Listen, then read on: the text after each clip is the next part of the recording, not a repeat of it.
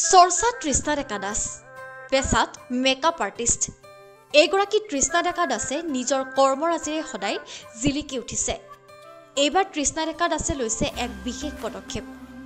চাংখাৰী তৃষ্ণাই dreams একাডেমীৰ উদ্যোগত হাজো দমদমাস্থিত দমদমা কলেজত এদিনীয়াকৈ দিলে মেকআপৰ বিনামূলীয়া প্ৰশিক্ষণ।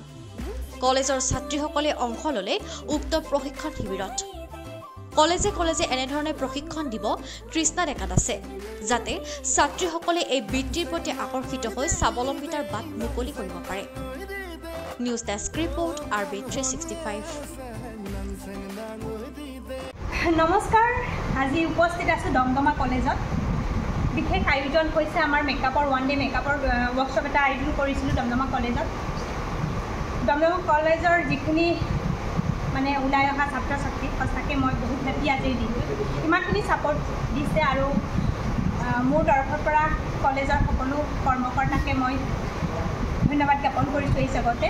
আৰু আমাৰ মাজত যিটো মডেল আছিলে নিকিতা দাস আৰু নিহাৰিকা, দমদমা বাসিন্দা নিহাৰিকা ছিংগাৰ বুলিয়ে চিনাকি দিব লাগিব।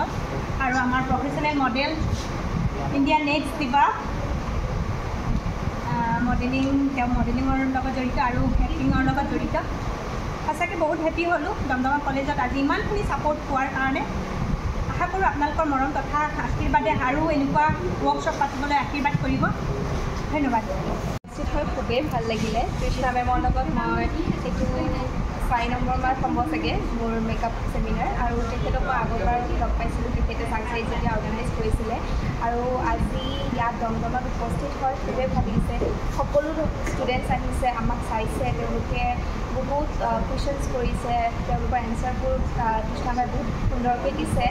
আৰু যিখিনি তেওঁলোকৰ কনফিউজন আছিলে নিজৰ বেছিক মেকআপক লৈ কেনে, সেইখিনি কমচে কম তেওঁলোকে ক্লিয়াৰ হৈ গৈছে। আৰু মই তৃষ্ণাবাক ধন্যবাদ জনাব বিচাৰিম ইমান এটা সুন্দৰ সুযোগ সকলো কলেজৰ ষ্টুডেণ্টক দিয়াৰ বাবে আৰু ইমান সুন্দৰভাৱে এটা আয়োজন কৰাৰ বাবে।